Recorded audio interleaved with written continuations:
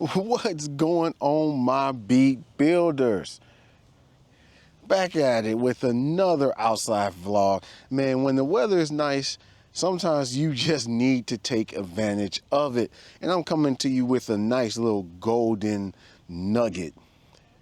I know sometimes when you're making music, we tend to judge ourselves against other people, and that's natural. That's with anything else in life, whether you have a career, if you're better than someone or you're not, we just judge each other. So you've probably been judging your music production, and you've probably been questioning, especially if you've been doing it for a while, whatever a while means to you, you thinking, why haven't I gotten into a library? Why haven't I gotten any placements? And I just want to reassure you that, well, one, we don't really know the answer unless you directly ask the library why your music didn't get accepted so you can change it. But it's one thing that popped to my mind when I was recently watching this show on Netflix. And it's about this guy, his last name is Golden, and he runs a major auction house. And he does all kind of different things, sports memorabilia, pop culture reference stuff, almost anything that you can name, this guy tries to auction off and make money. So I was thinking about how could I relate this to sync? And the message I came with is the music is in the eye of the beholder. I know you've heard that term before, and you've been thinking about your music. So when we think about the music supervisor's perspective, or who's ever picking the music, it's in their ears with what they think is good or bad. There are some standards that you can reference their music against, whether it's good or bad, but the main overarching lesson is they are the beholders of what is good.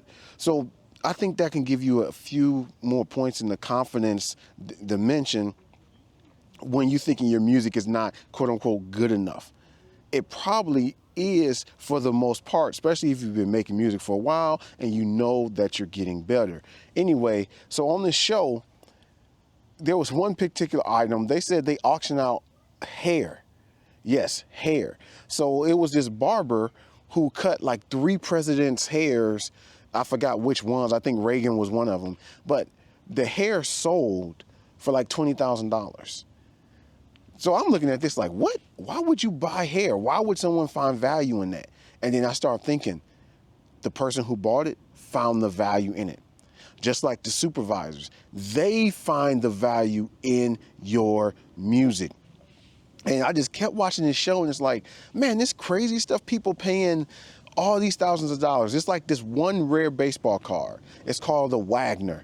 And if it has a pristine score, the guy of the company said this card, a baseball card, can reach up to $50 million in value. So you probably say to yourself, hell no, I ain't buying a baseball card for $50 million, even if I had 50 million. But that's for someone else to determine the value. See, all these things at this auction, it's for someone else to determine value. We don't really think about it, but all this money, currency, capitalism, socialism, all this stuff is just made up.